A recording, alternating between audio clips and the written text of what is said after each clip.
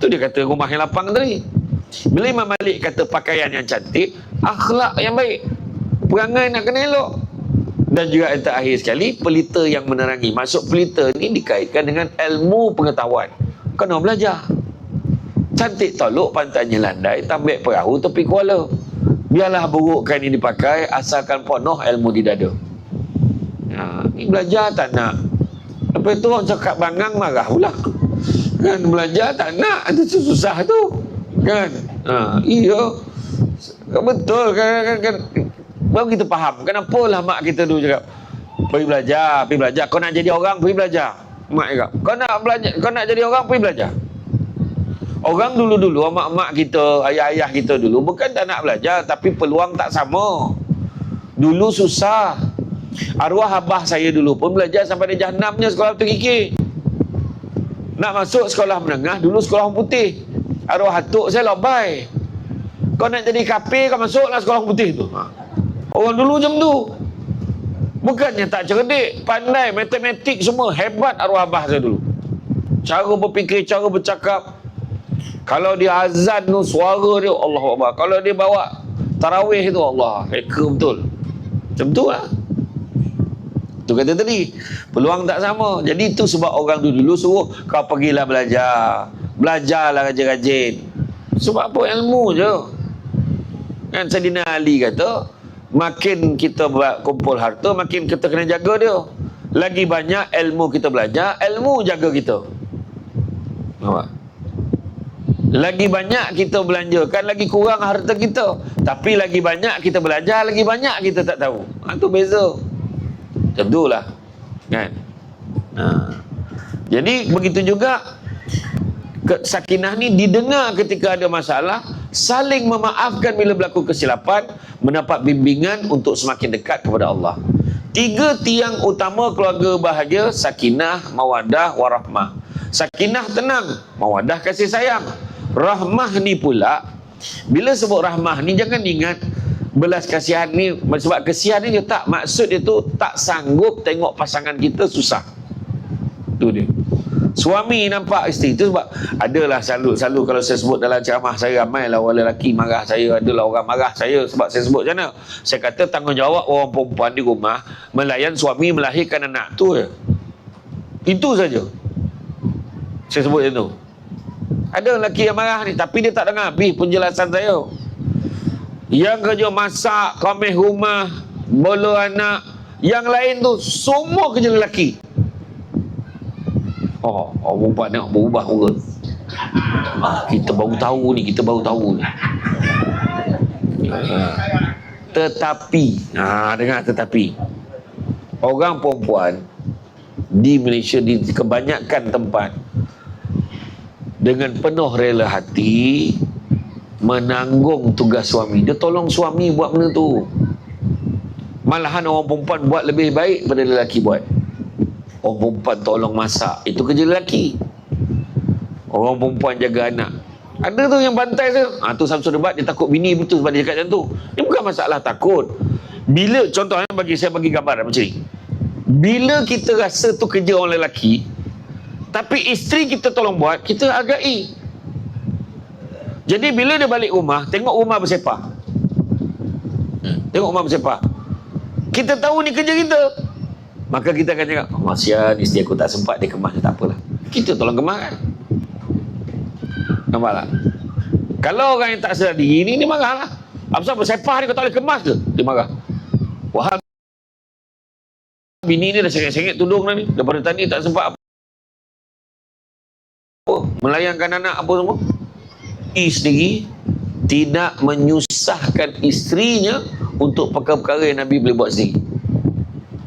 Itu sebabnya. Tapi bila orang perempuan buat, maka kita hargai. Bila masak, apa benda kau masak ni, masin ni kau tahu tak darah tinggi aku berapa hari ni, la ilaha illallah, marah terus kan. Tapi Nabi macam mana? Nabi tak marah. Kita kalau kita tengok, kesian isteri abang, masin betul masakan hari ni, tertumpah garam ni tadi contoh dia kata, iya, komplain aja. Kau tu marah, kau tak masak ke? Tak masak ke? Yang bini dah geram, abang tengok dalam peti ais tu apa binatang ada dalam tu. Nampak dia marah. Dia marah. Nak suruh masak, tapi benda tak siapkan. Contohlah. Jadi mana kata, kita saling memahami lah. Nah, saya tak kisah orang nak bantai saya, bantai lah. Tapi dia cakap tu, sebab kita tengok keadaan tu boleh mengharmonikan rumah tangga kita. Ciri-ciri keluarga sakinah. Allah menjadi asas kehidupan. Asasnya semua balik pada Allah. Aku didik aku didik anak isteri aku ni kerana Allah. Dalam khutbah akhir Nabi sebut apa? Seperti mana kamu punya hak atas isteri-isteri kamu, isteri-isteri kamu juga punya hak atas kamu. Dan apabila hak-hak kamu telah disempurnakan, maka sempurnakanlah hak mereka, termasuklah memberi makanan, pakaian dan tempat tinggal. Tengok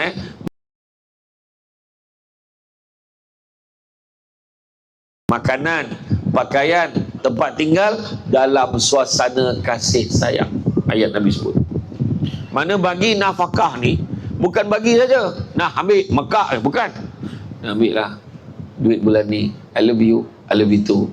Sayang sangat. Contoh-contoh. Kan maknanya bagi dengan penuh kasih sayang. Kadang-kadang orang dulu dia tak cakap sangat. Nah, ambil lah duit bulan ni. Penjara elok ya. Itu cara dia meluahkan kasih sayang dia.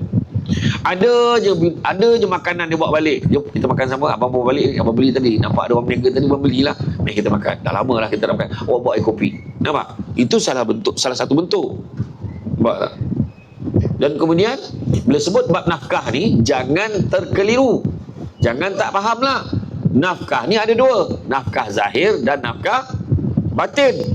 Nafkah zahir, makanan, pakaian, tempat tinggal tadi. Nafkah batin, ingat, tak hanya berkisar yang cinta takatil saja.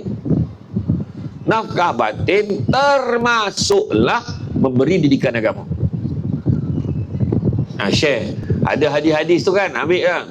Itulah tadi abang dengar tadi Ustaz cakap, nisa'ukum harsul lakum fa'tu harsakum anna syi'tum. Isteri-isteri kamu ibarat ladang-ladang kamu, maka datangilah ia sesuka hati kamu. Itu yang diingatnya. Tak kisahlah. Jadi awak jangan banyak alasan. Kalau saya kata on tak on jawab. Macam tu. Kerana orang perempuan ni dia gemar bagi alasan. Bila suami kadang kesian saya dapat banyak aduan orang lelaki kadang macam tak sedekah dah bilik.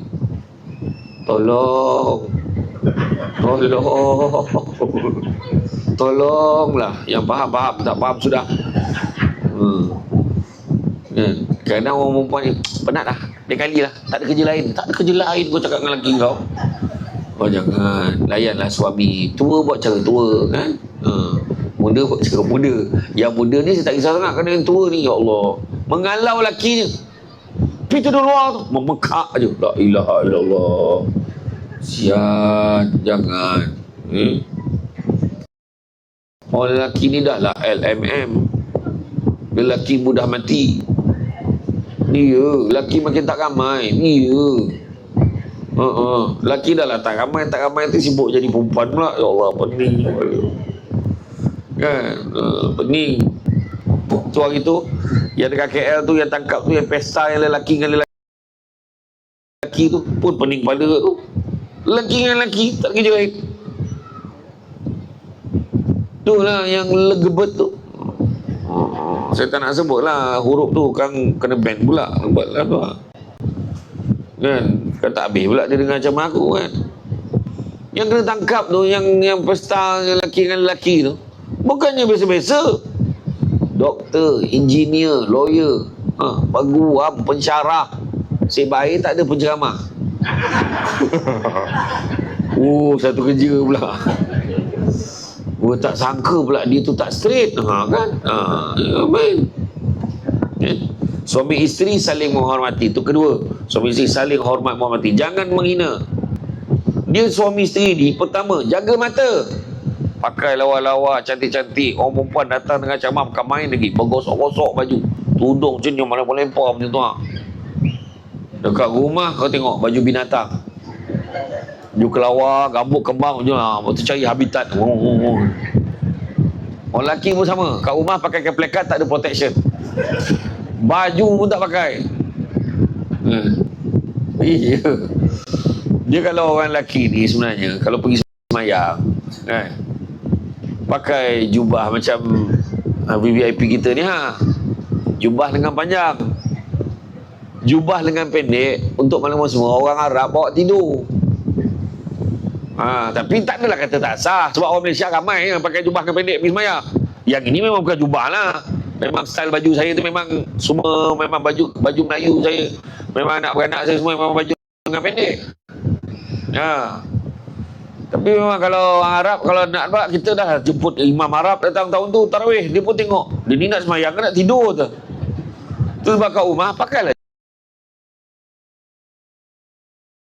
jubah lengan pendek. Kan tu sebab dia ada ropol-ropol, kadang ada tali lah apa semua tu kan, sebab orang Arab buat tidur, bukan buat semayang. Tapi tak salah, pakailah. Orang Melayu tak apalah, pakailah kan. Tapi kat rumah ni gemar tak berbaju, pakailah tu. Nak tidur kau buka lah baju tu, kan? Tu yang orang perempuan pun tanya suami, abang suka saya pakai apa? Tanyalah. Yang senap kat mata suami, abang tak suka kau pakai apa-apa, jangan pakai. Tak adalah, abang suka pakai, saya pakai apa? Abang suka tengok kau pakai jubah yang colour purple tu, pakai. Ya, orang perempuan kan, cuba susun. Hari Jumaat pakai baju ikut bentuk badan, walau berapapun pun dah bentuknya. Untuk suami tak apalah. Hari Sabtu pakai jaring, ambil kau. Hari Khamis pakai baju jarang. Untuk suami. Hari Khamis, hari Jumaat pakai baju apa? Baju ikut bentuk badan. Hari Sabtu pakai jaring, hari Ahad pakai jarang. Macam tu. Hari ni hari apa? Ahad. Jadi kata, hari ni tak boleh lambat ni, malam ni jarang-jarang ni. Nampak? Dia dah tahu dah isteri ni pakai baju apa. Nampak tak? Kan? Jadi tu pertama, jaga mata. Kedua, jaga apa? Jaga hidung, wangi-wangi. Kan? Ini keluarkan main wangi kat rumah. La ilaha, dah lah tak wangi, melepaskan gas karbon dioksida, karbon monoksida. Kejap kentut. La ilaha illallah. Yang suami tu siap panggil, kau dengar tak? Tak dengar? Nah kau dengar. La ilaha illallah, ajar betul. Isteri pun sama, sambil bawa dulang lalu lepas suami, maaf, sorry. La ilaha illallah. Pening kepala anak tu. Ya Allah, ya Allah, ya Allah. Wangi-wangi. Nampak suami balik, capai. Serap. Baygon spray. Shield talk, bantai. Apa bau kau pelik sangat ni? Musim denggi bang. Yang ketiga, jaga apa? Jaga perut. Orang lelaki nak suruh isi masak, cakap, nak beli apa-apa tak? Abang pergi beli. Tak apalah bang, barang. Mak. Kemudian jaga maruah suami. Orang burukkan suami kita, pertahankan. Jangan dibuka aib suami tu. Aku tengok lelaki kau macam tak bekerja. Tak adalah, dia kerja, cuba banyak buat kerja part time. Akak doa lah mudah-mudahan dia dapat kerja tetap. Macam tu cover. Aku tengok lelaki kau macam tak kerja, memang tu menyusahkan orang, mati lagi baik. Memburukkan suami, jangan. Dan yang keempat, tu tadi, taat perintah suami. Tak masalah juga. Taat. Boleh tak boleh? Perempuan, mulai hari ni, orang perempuan, pedulikanlah lelaki kita ni. Dia nak apa-apa kita setuju je, faham?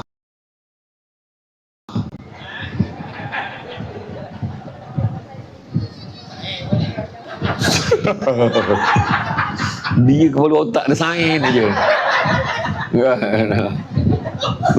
Ada je cerita. Setuju tak setuju, Muhammad? Setuju ke tak? Tak.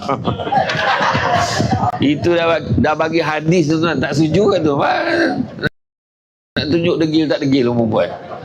Itu sebabnya Nabi waktu peristiwa Isra Mi'raj, Nabi peluang masuk, tengok dalam syurga, tengok dalam neraka. Bila Nabi tengok dalam neraka, ramai orang tahu dah. Perempuan tahu tu. Bukannya tak tahu. Allahu Akbar. Kan? Jangan saling menghina. Tu. Kemudian komunikasi yang baik, bercakap dengan baik. Berhenti-berhentilah kita ni bercakap, aku ni mulut je jahat, hati baik, tak ada mana tu. Kalau hati baik, mulut pun kena baik. Macam Nabi baik. Nabi cakap sana, baik. Kan? Kemudian, saling memahami hak dan tanggungjawab. Tahu hak peranan kita, mainkan peranan masing-masing. Saya pernah cakap, nak bahagia dalam hidup ada 5 kunci. Pertama, kunci rumah. Kedua, kunci pejabat.